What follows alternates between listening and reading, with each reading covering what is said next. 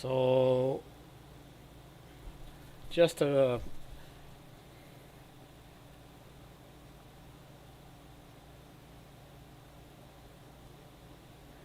hey everyone, Model Man Frank here. I do apologize for that. That was a miscommunicate. Apparently, I'm still learning the program that I use for talking to y'all. Tonight's broadcast is about the Model 377. I am live. We're doing this, and so tonight's broadcast is just only going to be about the Model 377. As I was, saying, we are going to be just concentrating on that aircraft because there's a lot to be said about that plane. If you guys are watching this on playback, please do me a favor and hit the, if you're watching it for the first time, hit the subscribe button with the bell icon and give it a thumbs up. Help support the channel. If you'd like to watch other content, you can, here, you can watch this. You can go over to Patreon and support. You can sign up for free. And if you can, please help support the channel. I'm trying to do some more stuff, and there's a lot of things that I want to do, and I really need your help. So, again, support the channel if you can. So let's begin. Just to let you know, I went to Sun and Fun this past weekend. Took a lot of good video, a lot of good pictures. And if you go over to the Patreon page, you'll be able to see some of those photos and some video that I shot exclusively for the Patreon page. It's a really great way to support content creators like myself and to help put the channel together. This is actually swinging in my face, but that's okay. We're going to keep going. So tonight, Boeing Model 377. The Boeing Model 377 started out life as the C-97. The C-97 was the military version of the Boeing 377. It started really as the life of the life of that aircraft started as a, well, how do I explain it? It started off as the B-29, okay? The 377 has the same wing, tail, surfaces, and started life with the same motors as the B-29. The only thing that they added to the aircraft was to the aircraft itself was a double deck. So they took the B-29, they kind of shortened it a little bit, and then they slapped another frame right on top of the aircraft. And this is what we came out with, which was, it got a little bit of a bulbous nose.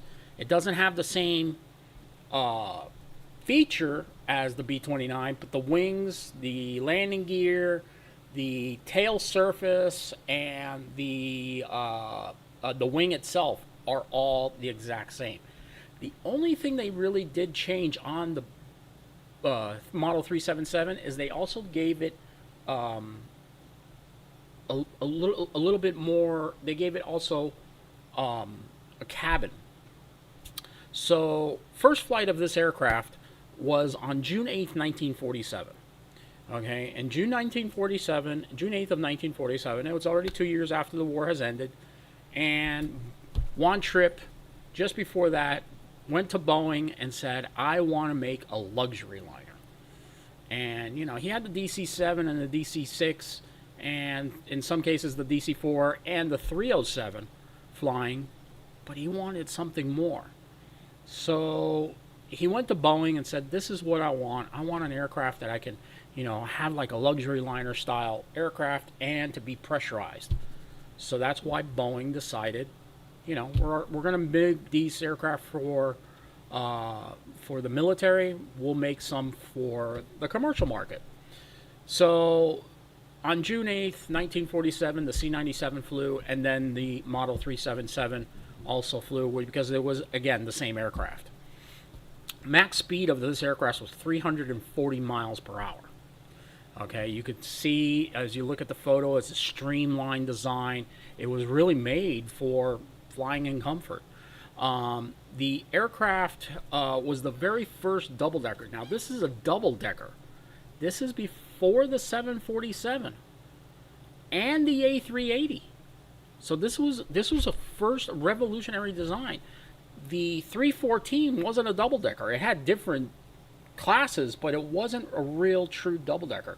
This one had passengers on the first floor, and you could have different configurations. You could either have passengers on the top level, okay, and then have a sleeper, or you could have it vice versa. So you could actually sleep on this aircraft.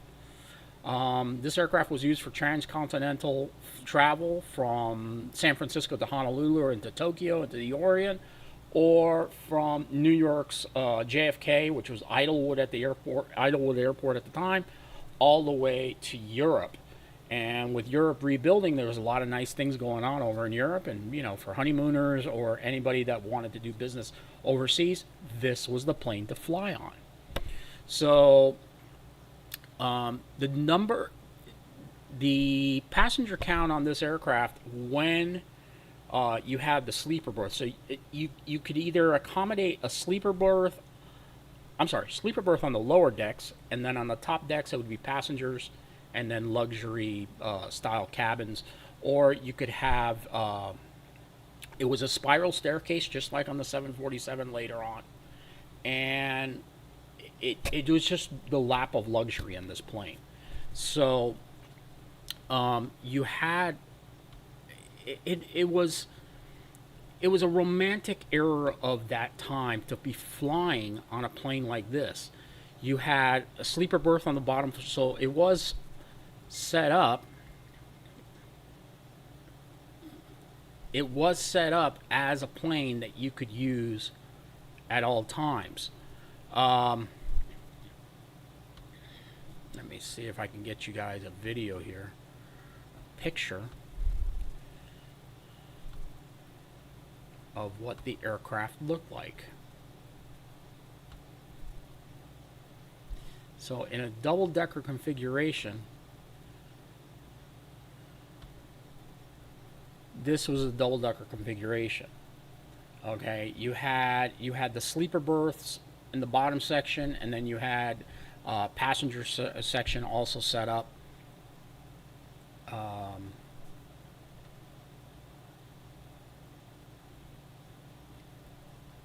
Bear with me one moment here.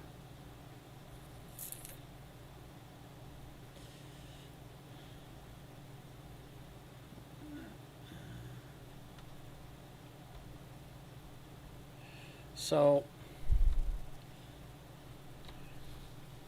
the aircraft was set up for this on. It was a plane really designed as a luxury liner, mostly for Pan American, and for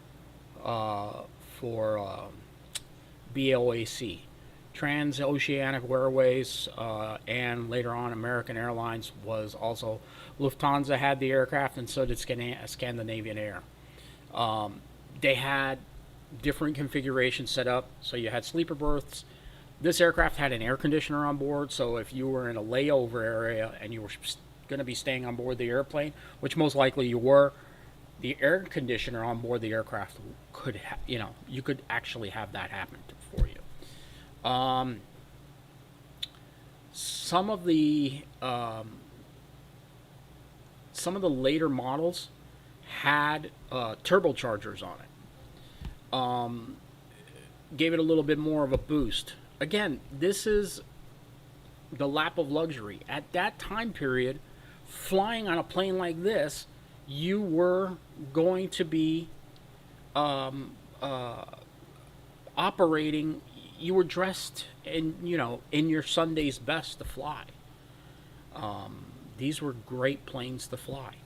The motor on this aircraft was, again, 340 miles per hour at 25,000 feet. The size of the plane was 38, was basically from the nose wheel to the top of the tail was 38 feet tall. The wingspan was 100, I'm sorry, the length was 110.4 feet from nose to tail. And then from the wingspan alone was 141 feet. It was the same B-29 wing. It had that laminar flow kind of structure to it. 9 of them. So Juan Trippe bought 20 birds, 20 aircraft from Boeing. He had aircraft. I'm reading from a Pan American book here. This is a great book to have if you want to go online and try and find it. The different aircraft, they were all Clipper birds. You had the Clipper Golden Gate, the Clipper Bald Eagle, Clipper America, the Trade Winds, the Friendship, the Flying Clouds, aircraft like that with names on the side, and you pass the pilots all dressed up, and then you were getting on board. It's like you were getting on a luxury liner, with your bar and your sleeping accommodations and your cabin and the big comfy seats, and then you would be flying at 20,000 feet above the clouds. The only difference is being that it was a propeller-driven aircraft, it still was loud, and it was a little bumpy. So you had that going against you. The motors were Pratt & Whitney R4360s, and 56 of them total of these aircraft were built for the different airlines that actually operated them. There were certain models that had all that stuff taken out, and if you had the sleeper berths taken out, you could fit 112 passengers on board. So you had that going for you in that aspect. So the plane was... So on the main cabin, you had a lounge and a cocktail bar. Okay, then you go down the spiral staircase like I was telling you before, and then that was the sleeper berths. Transoceanic Airways had 4, and it had seating for 117 passengers. Later on, Pan American bought Transocean Airways. This aircraft had a bit of a fatal flaw in terms of flying. The propellers were separating from the aircraft, and a lot of them, there were some crashes. Some people were able to walk away, and there was some loss of life. But overall, this aircraft was pretty successful for the amount of time that it did fly. The motor on it, the Pratt & Whitney R4360 was a massive motor. It was a radial with supercharger. You had 3 rows of motor along with the superchargers on there.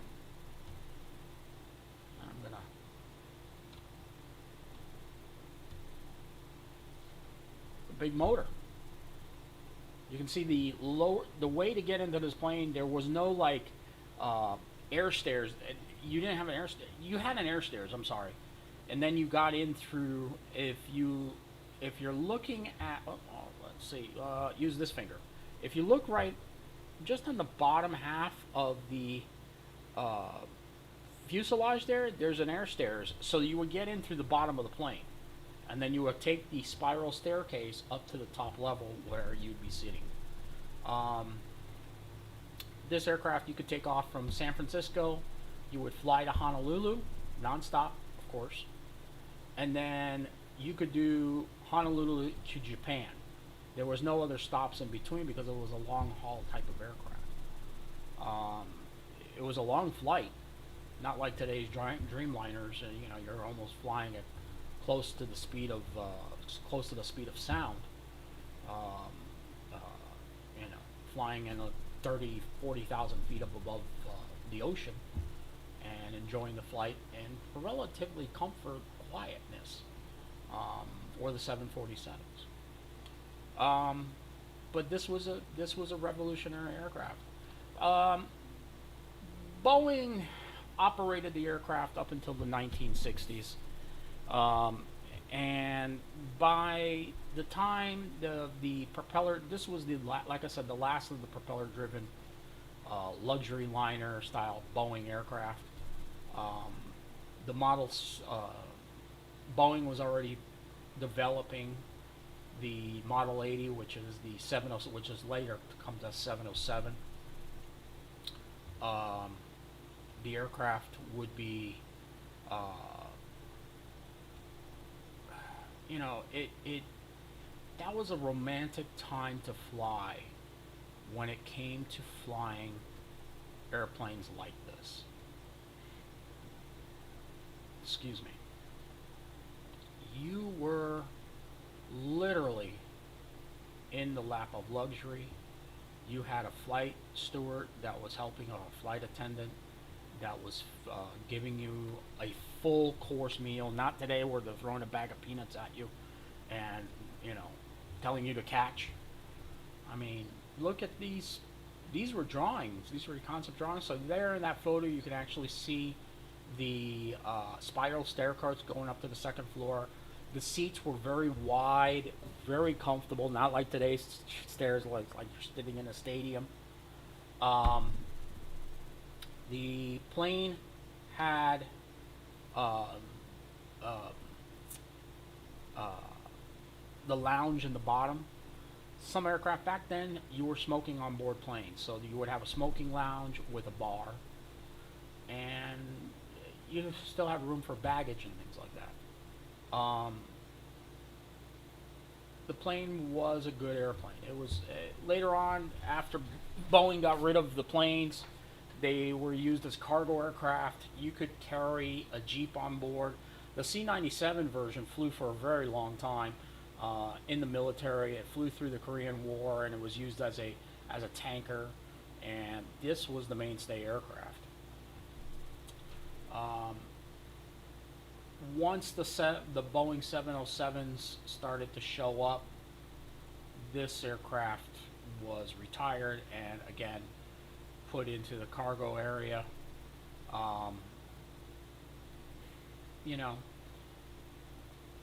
Nowadays you get on a plane and you're just basically going. You can go to the airport dressed up in your in your pajamas and get on board the plane, which is kind of sad. But back then, you got literally you got dressed up to go on a flight. You got dressed up to go on a flight.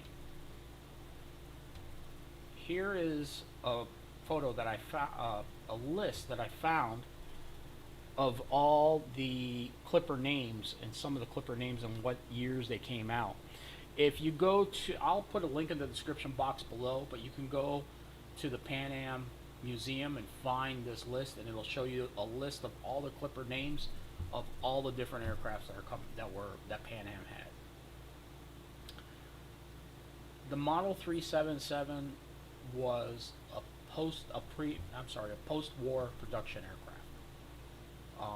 It was bringing people back to air travel, showing them what air travel was, and trying to bring that nostalgia back. That 5 years of war, World War II happened. You know, it was trying to bring that nostalgia back to the masses and showing them, hey, you guys. And back then, people that flew on these planes, you were kind of like you were in the royalty section. You know, you were a celebrity status. It was an expensive ride. You know, it was like flying the Concorde of today. You know, you weren't able to really get on board these planes and just you know, uh, you know, not just pay $20 and get on board, and you weren't dressing up in your PJs to get on board. Many of the people that got off these planes were Clark Gable, uh, Marilyn Monroe types, presidents flew on these planes. As a matter of fact, I do believe one of the very first presidential aircraft was actually the C-97. Um, it wasn't until later on the 707 came out, and then it was turned into the official presidential aircraft. So this was it. Um, so the different airliners that flew it: Pan American, Transocean Airways, Transocean Airlines, United Airlines, Northwest Orient. Northwest Airlines flew it with the red tail. American Overseas Airlines. American Overseas was American Airlines. Later became the Great Silver Fleet American Airlines, as we know today. Um, what else? Once the plane was done, we went on to the 707. Now, I'm not going to get into the conversation with the 707. We're going to do that next week's podcast. And I'll have some of the issues that I'm having on today's podcast hopefully fixed up, and we can get it properly working here. But again, the Boeing 377 was a beautiful plane. It was literally, I'm going to show you. I mean, it was half the size of the 747. So what's going to happen with these podcasts is that each week we will concentrate on one airplane. Next week we're going to concentrate on the 707. From the development of the aircraft, from the Model 80 all the way to the 720, the 707 720. And then the week after that, we will concentrate on the 727 and the 737 and the 757. And then after that will be the 767 and then the 747. So, guys, I really would appreciate it if you could please give a thumbs up every time you watch these videos. It helps me out so much with the algorithm on YouTube. And YouTube's doing a great job of trying to promote the videos here, and I want to thank all 4,000 of my followers on this channel. Thank you very much for subscribing to the videos. I'm really do appreciate it.